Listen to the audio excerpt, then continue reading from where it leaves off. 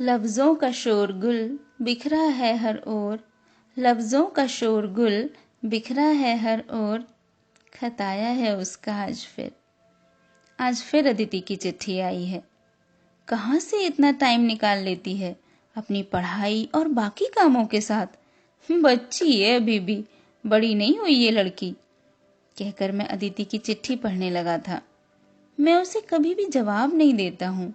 उसकी चिट्ठियों को पढ़कर उसके बचपने और अल्लड़पन पर हंसता भी हूँ, पर मेरे दिल के किसी कोने को उसकी चिट्ठियों का इंतजार भी रहता है। नहीं तो 2008 में अब चिट्ठियां कौन लिखता है? मोबाइल फोन का जमाना है, कॉल कर लो या एसएमएस चलता है। मैं सॉफ्टवेयर इंजीनियर हूँ। 2005 में इंडिया से शिकागो आया तो था 2 साल के प्रोजेक्ट के लिए ही, पर यहाँ की चकाचौंध और अमेरिका के आकर्षण ने यहीं रोक लिया था। मैंने वीज़ा फिर से एक्सटेंड करा लिया था। जब से मैं यहाँ आया हूँ, अदिति हर महीने मुझे चिट्ठी लिखती है, क्योंकि इंटरनेशनल कॉल्स बहुत महंगी पड़ती हैं और उसके घर लैंडलाइन या मोबाइल पर कॉल करूँ तो उसे किसी को पता चल जाने का डर।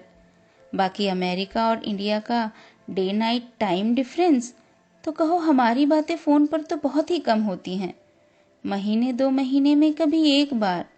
पर अदिति भी ना पागल है, बचपन के उस सिली से प्यार या कहो अट्रैक्शन से अभी भी बाहर ही नहीं निकली है।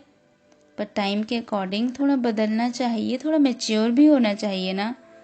उसकी तो सारी दुनिया मेरठ तक ही सीमित है।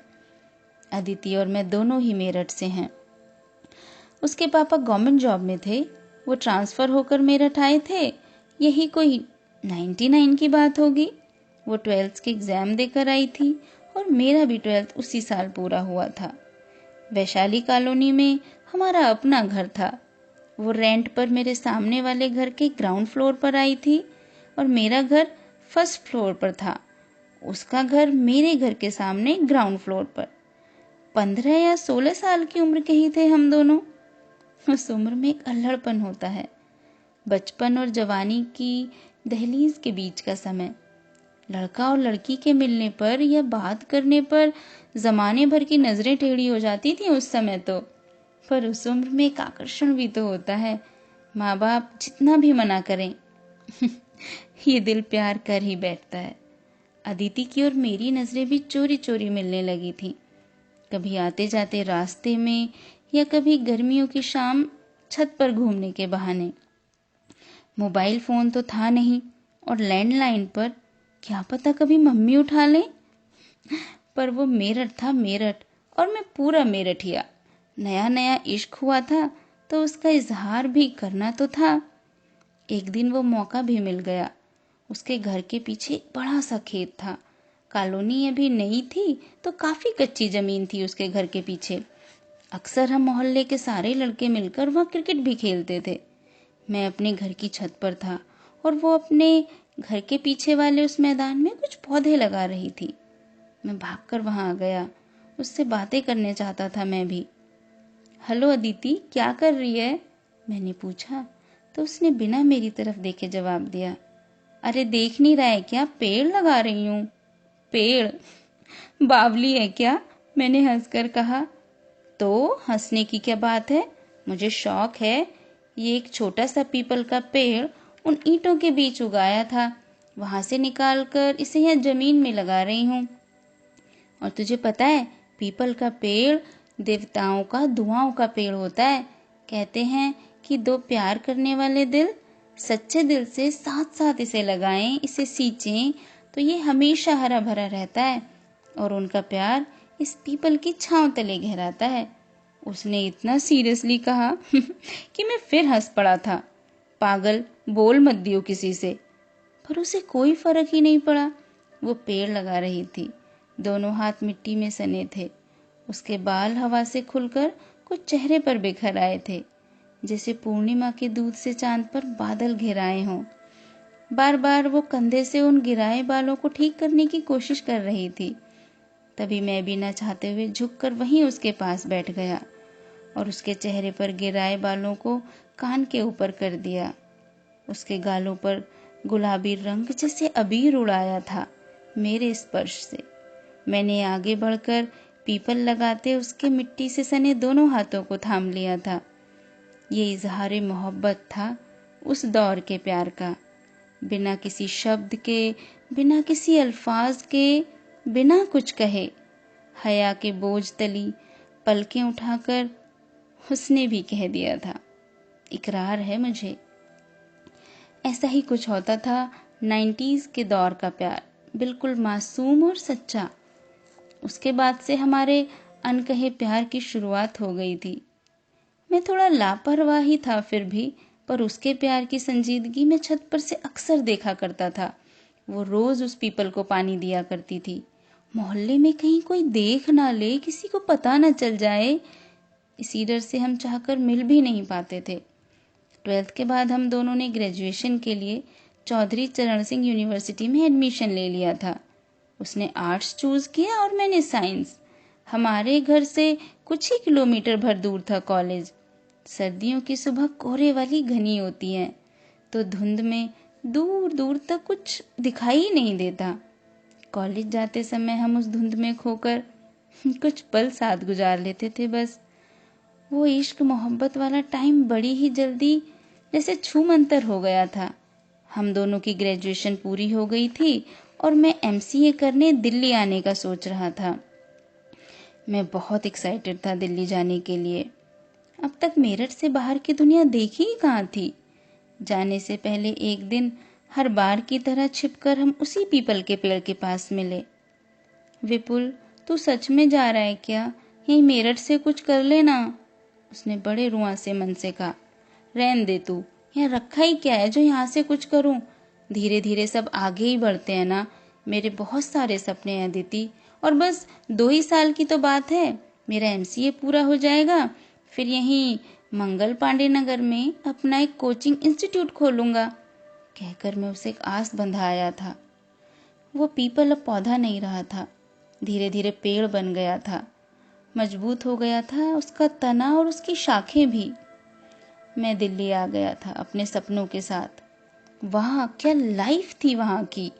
धीरे धीरे मेरे सपनों का शहरीकरण होने लगा था। कभी अदिति के साथ गुजारे वो पल सोचता तो हंस पड़ता था खुद ही। और वो पीपल का पेड़ सींचना, आजकल के टाइम में भी कोई ऐसी बचकानी हरकतें करता है क्या? अब इंग्लिश फ्लुएंट बोलने लगा था मैं। अपनी मेरठ की भाषा पीछे छूट गई थी, और पीछे छूट गई थी अदिति भी। मैं तो बहुत आगे बढ़ गया था।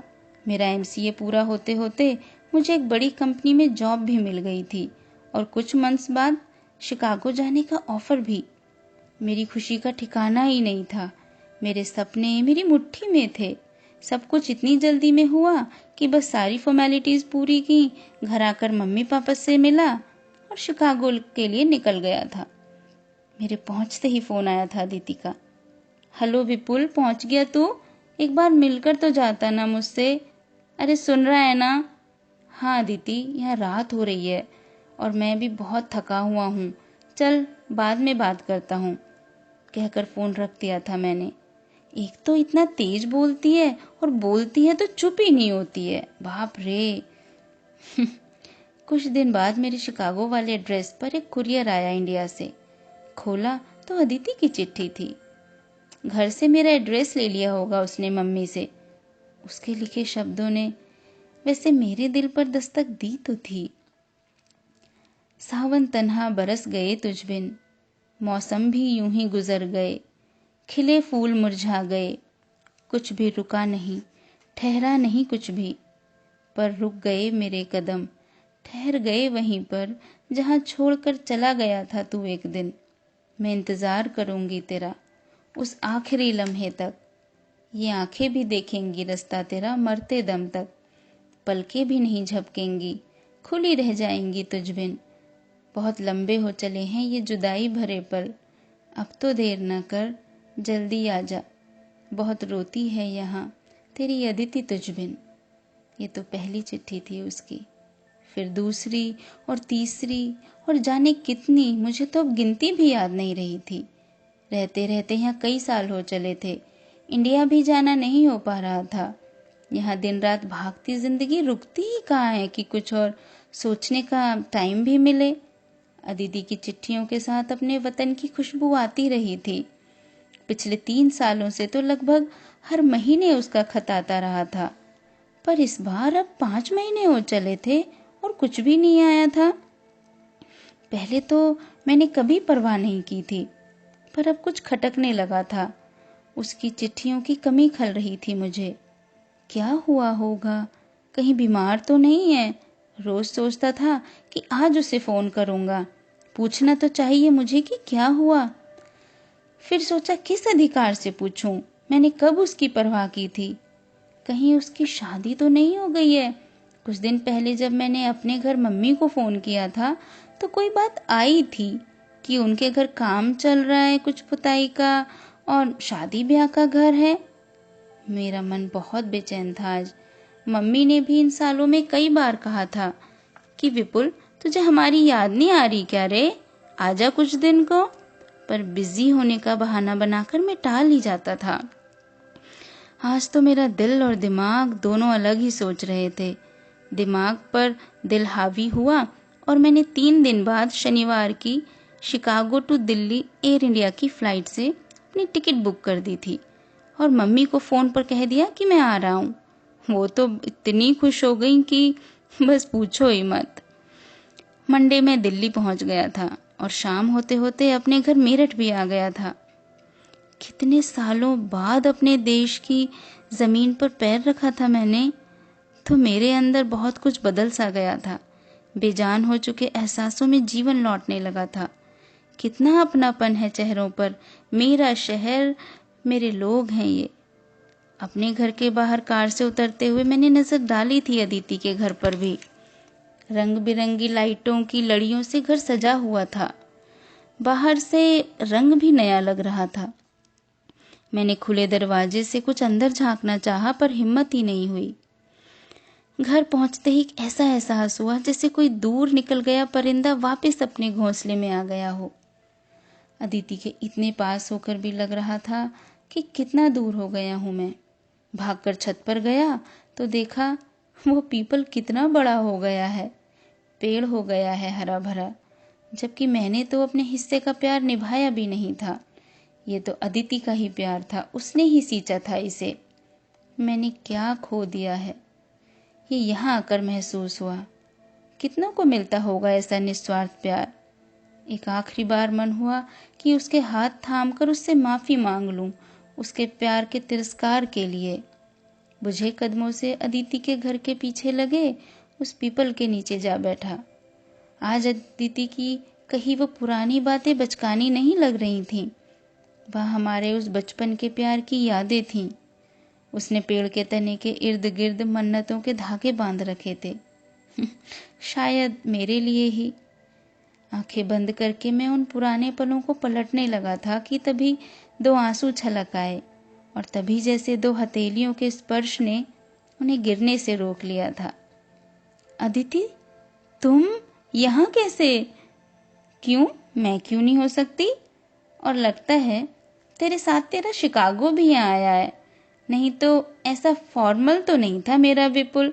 कहते कहते हंसकर मेरे हाथों को थाम लिया उसने। और मुझे तो समझ ही नहीं आ रहा था कि मैं कैसे रिएक्ट करूं।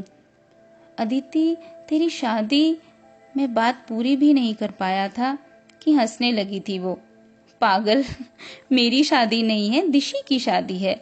वैसे बड़ी तो मैं हूं उससे 2 साल, पर उसके लिए एक अच्छा रिश्ता आया था और मेरी पीएचडी पूरी होने में टाइम था, तो मम्मी पापा ने सोचा कि चलो दिशी की शादी ही पहले कर देते हैं।